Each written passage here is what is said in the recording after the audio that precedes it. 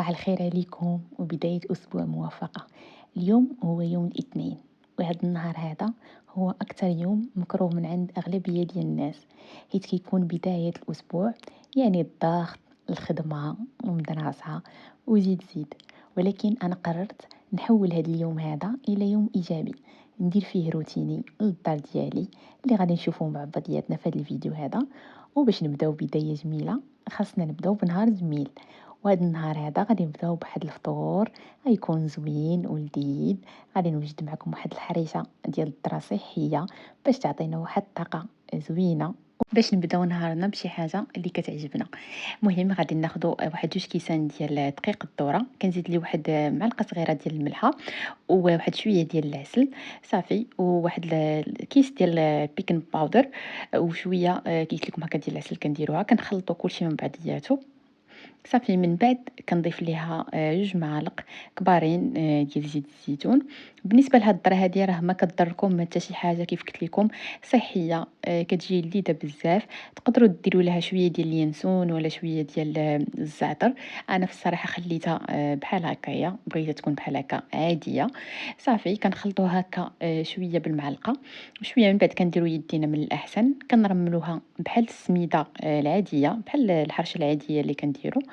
كنرملوها غير هكا، متعجنوش البنات، غير رملوها هكايا بصبيعاتكم صافي حتى كتفرست لينا بحال هكا.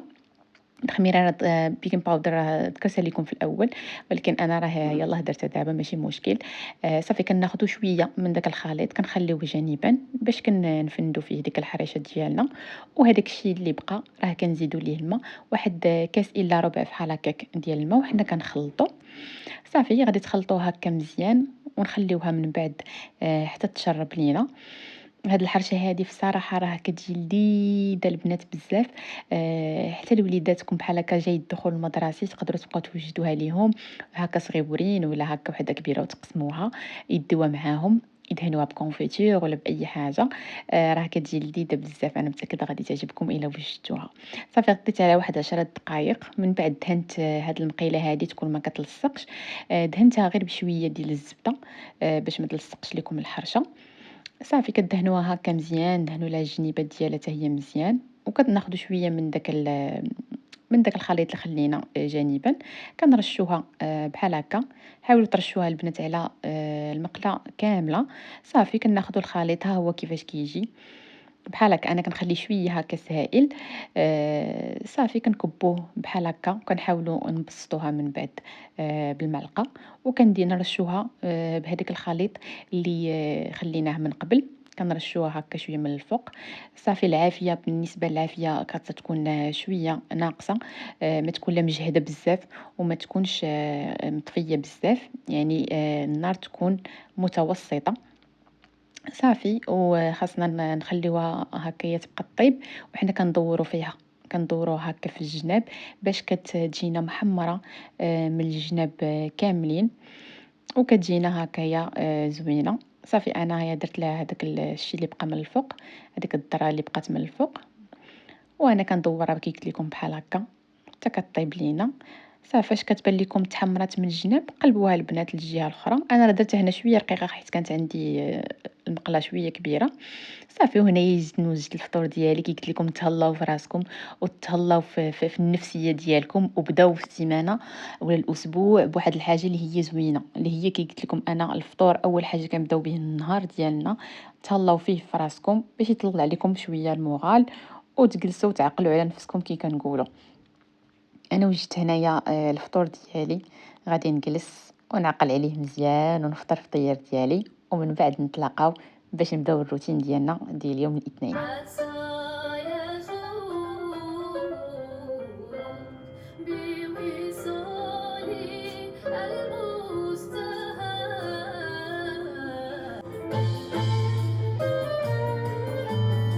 ايوا نبداو باول روتين ديالنا اللي هو غسيل ديال الملابس. كناخذ هاد القريحات انايا منها كنحطهم هكا ديكور في في الحمام ديالي، كيعطيو واحد الديكور زوين. منها في نفس الوقت راهما براتيك بزاف.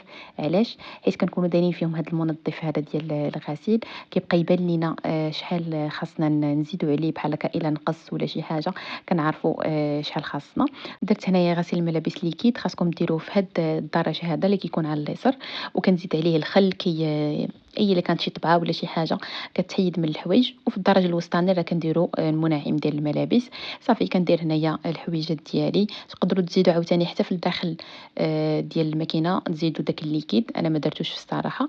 صافي كنسدوا عليها بحال هكا وكنخليو الحويجات ديالنا يتصبنوا، وندوزو للصالون ولا البلاصه اللي كنجلسوا فيها اكثر، اللي هي كتكون كتوسخ بزاف. غنعطيكم واحد النصيحه بالنسبه للبنات اللي عندهم لي كانابي هكا في الدار، ولا الاريكات كي كنقولوا باللغه العربيه باش كلشي يفهمنا. من الاحسن كندير لهم انا هذا الغطاء ديال الكنابي. علاش؟ خصوصا اللي عندهم الوليدات الصغارين، كيحتفظ لكم بزاف على الكنابي، ما كيخليش لكم يتوسخ، وكنبقى انا نغيره ونغسله كل يوم في الاسبوع. يعني كل يوم اثنين كنغسله. صافي من بعد كنبدلو هكايا كي قلت لكم. كيبقى ليا نقي الكنابي ديالي، ما كيتوسخ ما حتى شي حاجه. كناخذوا هنايا البيكربونات والبودره ديال الوليدات الصغار ديال الاطفال، كنرشها مزيان وكنخليها واحد نص ساعه. البودره ديال الاطفال كتعطيكم واحد الريحه اللي هي زوينه في الكنابي وفي السجادات. البيكربونات دو صود هذيك كتعقم ليكم، ولا كان هكا شي اوساخ ولا كانت هكا شي ريحه خايبه في الكنابي ديالكم كتحيد لكم دغيا. صافي كي قلت لكم من الاحسن تخليوها هكا 30 دقيقه، اللي عنده الوقت يخليها اكثر من 30 دقيقه. صافي من بعد كندوزو كناسبيريوها مزيان هكا بلاسبيراتور. بالنسبه لهاد الكنابي هذا اصفر، غادي تبان لكم بانها راه بحال كتلصق واحد شويه، ولكن غير حاولوا تجروا مزيان، راه كتحيد لكم دغيا دغيا. غادي نكمل هاد لي كنابي هادو ونرجع لكم من بعد. وفي هاد الاثناء هادي اللي باقي ما تابوناش عندي، كنتمنى يدخل ويتابونا عندي باش ديما يبقى يوصلك الجديد ديالي.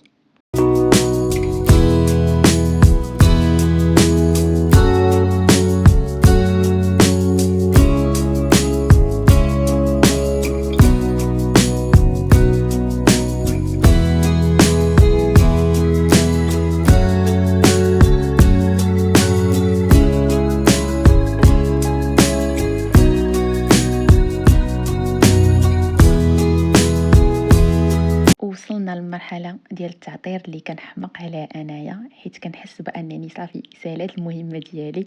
كنحس بان الدار فيها واحد النقاء وواحد الريحه اللي هي زوينه. بالنسبه لهذا المعطر هذا اللي وريتكم راه كيتباع في بيم، في اي بيم غادي تقدروا تلقاوه موجود. صافي من هنايا دزت عاوتاني الكوزينه، شفت الحوايج اللي خاصهم يتعمروا هكايا واللي ناقصين في الدار. كان عندي التمر في الصراحه ساهله.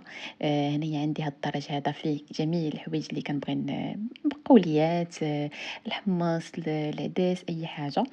بالنسبه لهاد لي زورغانيزاتور راه كيعاونوكم بزاف بزاف ديال الحوايج. هكا كتشوفوا كلشي منظم، ولا كانت شي حاجه مثلا خاصها نقصات كتبان لكم، كتمشيو تشريوها وتعاودوا عاوتاني تعمروها. داكشي علاش انا كينفعوني، كنصح اي بنت تخدمهم في الدار ديالها. صافي ومن بعد انا غادي نوريكم هنايا واحد الحاجه اللي كنت باغا نديرها من شحال هادي، واللي هي ركن ديال القهوه. في الصراحه ما عنديش البلاصه بزاف في الكوزينه ديالي، ولكن بقيت كنفكر بزاف. قلت اشنو غنقدر ندير باش نقدر نجمع هادوك لي زاباغاي كاملين اللي عندي فوق السطح ديال العمل. وانا نلقى هاد البلاصه في الانترنت، في ترينديول، في واحد السيت عندنا هنايا في تركيا. لقيت هاد الدرج هدايا اللي في الصراحه واخا عذبني واحد شويه في المونتاج ديالو، ولكن في الاخر مونطيتو. ها نتوما كي جا. هذا هو الشكل الحالي ديال الالات اللي عندي، ديال اتاي قهوه. الاير فراير حتى هيايا كنت حاطاهم على هذا الشكل. كيف ما قلت لكم ما عنديش ليسباس بزاف في الكوزينه ديالي.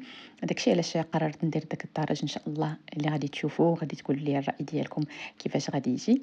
صافي حطيت هاد الدرج هذا اللي كنت عبرته من قبل. الأول. اي حاجه بغيتو تشريوها البنات ديما خذوا العبار يكون هو هذاك، باش من بعد ما تقولوش راه ما جاتنيش ولا شي حاجه. هكا الواحد كيبقى فيه الحال وكيقول علاش في الاول ما ضبطتش الامور وما كانوش كيف ما بغينا. انا الحمد لله قيدت كل شيء. عرفت بانه غادي يجيني زعما مزيان في هذيك البلاصه. ما كانش كبير في الصراحه بزاف، جا هو هذاك ما قداش ليا ليسباس بزاف فوق المطبخ ديالي. صافي هنايا حطيت هاد الالات هادو كاملين. حطيت القهوه اللي كنشرب، سواء لي كابسول سواء قهوه تركيه ولا القهوه ديال اللي كنقطروها هكايا. صافي حاولت نحط هاد اللي كانت عندي اصلا من قبل، يعني ما زدت حتى شي حاجه شي ديكوراسيون من خارج المنزل ديالي. هادو كاملين كانوا عندي في الدار واستغليتهم. نقدر نبدل الديكوراسيون في اي وقت زعما كان. قولوا لي كيفاش جاكم هاد الديكور هذا اللي هو سامبل وفي نفس الوقت جمع ليا جميع الآلات في بلاصة وحدة. كنظن بأنه أنايا أحسن من الأول، ولكن نتوما اللي غادي تحكموا وقولوا لي في التعاليق كيفاش جاكم، واش الشكل الأول اللي حسن ولا هاد الشكل هذا الثاني هو اللي حسن. صافي كان هذا هو الشكل ديال القهوة، ركن القهوة عفوا. غندوزو دابا نجيو نوجدو القهوة ديالنا باش نجلسوا يا اختي ونعقلوا عليها. غنوجد معكم قهوه تركيه. بالنسبه للقهوه التركيه ما كنظنش بانها كاينه في المغرب، ولكن كنظن بانها راه كاينه في البلدان العربيه، تكون كتباع عند الاتراك. كان هذه هي لاباغي ديالها ولا الاله ديالها. كندير فيها كاس ديال الماء، هذاك الفنجان اللي غنشربوا فيه، وكنديروا معلقه صغيره ديال القهوه التركيه. كتقدروا ديروا شويه السكر. انا في الصراحه ما كنشربش السكر، داكشي علاش ما درتوش. نوجدوا هنايا القهوه ديالنا، حطوا اي فنجان كيعجبكم.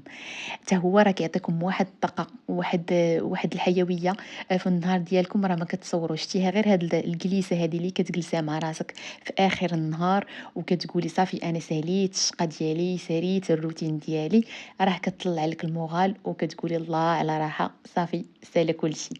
صافي انا هذه كانت هي القهوه ديالي. شوفوا كيفاش كتجي هاد القهوه التركيه هذه. حطيتها هنايا وحطيت معاها شويه ديال الشكلاط.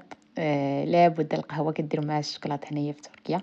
وجلست نتفرج هنايا في هذا البودكاست هذا ونشرب القهوة ديالي ونستمتع بها. واخيرا الواحد يطلب الصحة والسلامة. بما ان عندك الصحة ديالك وباقا كتقدري وتنوضي وتقدي الشغل ديال الدار كله بوحديتك، هذه راه نعمة من نعم ديال الله سبحانه وتعالى. بما انك ما كتحتاجي حتى شي شخص اخر، هذه راه اكبر نعمة تقدري تكوني فيها وانتي ما حاساش بها. وصلنا للنهايه ديال الفيديو ديالنا ديال اليوم. كنتمنى يكون عجبكم ورق الاستحسان ديالكم، والا استفدتي واخا غير حاجه بسيطه من هذا الفيديو كنتمنى تخلي عليا في التعاليق. تهلاو في راسكم.